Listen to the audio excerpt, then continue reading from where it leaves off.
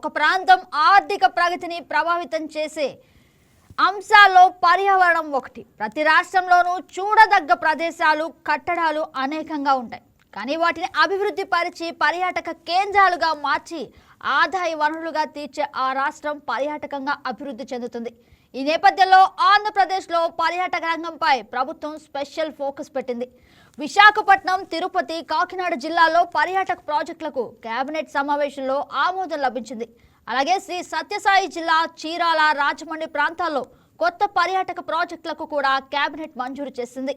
ఇక ఇదే విధంగా విశాఖ తీరంలో పర్యాటక ప్రాజెక్టుల నిర్వహణకు అవరోధంగా ఉన్న సిఆర్జెడ్ నిబంధనలో సడలింపుల కోసం కేంద్రాన్ని సంప్రదిస్తున్నామని పర్యాటక శాఖ మంత్రి కందుల దుర్గేష్ తెలిపారు.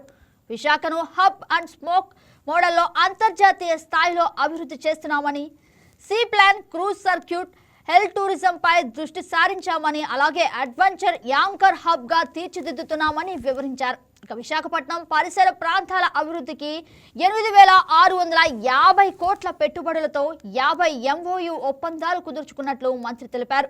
హబ్ అండ్ స్పోక్ మోడల్ విశాఖను అంతర్జాతీయ స్థాయి పర్యాటక కేంద్రంగా అభివృద్ధి చేస్తున్నామని వివరించారు. ఇక విశాఖలో వినోదాత్మక కార్యక్రమాలు నిర్వహిస్తే అక్కడి నుంచి పర్యాటకులకు విదేశాలు వెళ్లాల్సిన అవకాశం రాదని పలువురు అభిప్రాయం వ్యక్తం చేస్తున్నారు.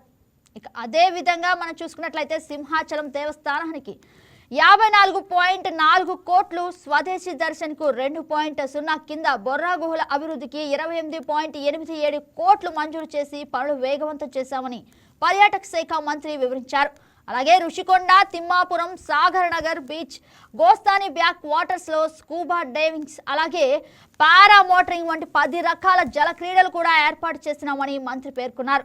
అలాగే విశాఖలో హాఫ్ ఆఫ్ డబుల్ డెక్కర్ బస్సులు సత్ఫలితాలు ఇస్తున్నాయన్నారు. Home stay policy, bread and breakfast విధానంతో 490 హోమ్ స్టేలు ఏర్పాటు చేశామని మంత్రి తెలిపారు. ఇక సిఆర్జెడ్ 19 అమల్లోకి వస్తే పర్యాటక ప్రాజెక్టుల నిర్మాణాలకు ఉన్న అడ్డంకులు తొలగిపోతాయన్నారు. అలాగే విశాఖపట్నం, అమరావతి, తిరుపతులను పర్యాటకులు హబ్గా తీర్చిదిద్దడమే కూటమి ప్రభుత్వ ప్రధాన లక్ష్యమని మంత్రి దుర్గేష్ స్పష్టం చేశారు.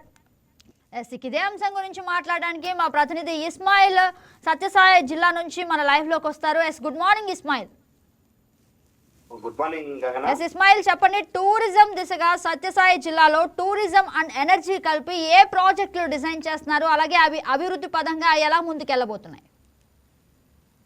శ్రీ సత్యసాయి జిల్లాలో టూరిజం మరియు ఎనర్జీ రంగాలలో సమన్వయం చేస్తూ ప్రభుత్వం భారీ ప్రాజెక్టులను ప్లాన్ చేస్తున్నది.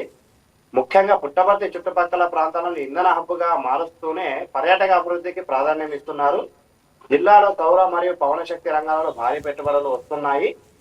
పర్యాటక రంగాన్ని బలోపేతం చేసేందుకు ప్రభుత్వం ప్రత్యేక చర్యలు చేపట్టింది. ఆంధ్రప్రదేశ్ కేబినెట్ సత్యసాయి జిల్లాలో కొత్త పర్యాటక ప్రాజెక్టులను అనుమతులు మంజూరు చేసింది. జిల్లాలోని తిమ్మప్ప మరిమాను గిన్నీస్ రికార్డు పొందిన అతిపెద్ద మరిమాను అని చెప్పుకోవచ్చు గగన.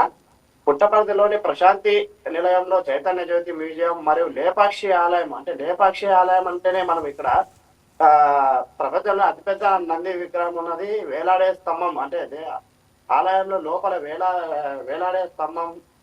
తర్వాత ఈ జిల్లాలో సౌకర్యాలను మెరుగుపరుస్తున్నారు. అయితే లేపాక్షి ఆలయాల వద్ద పర్యాటక సౌకర్యాలను మెరుగుపరుస్తున్నారు. ఈ ప్రాజెక్టుల ద్వారా జిల్లాలో వేలాది మందికి ఉపాధి అవకాశాలు లభించే అవకాశాలు మెండుగా ఉన్నాయి.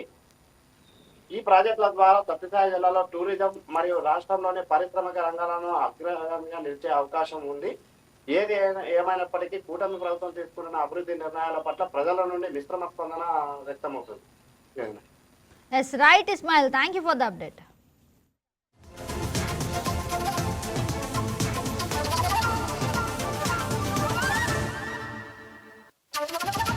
Please subscribe to YK TV Network. Please subscribe to YK TV. Please watch YK News.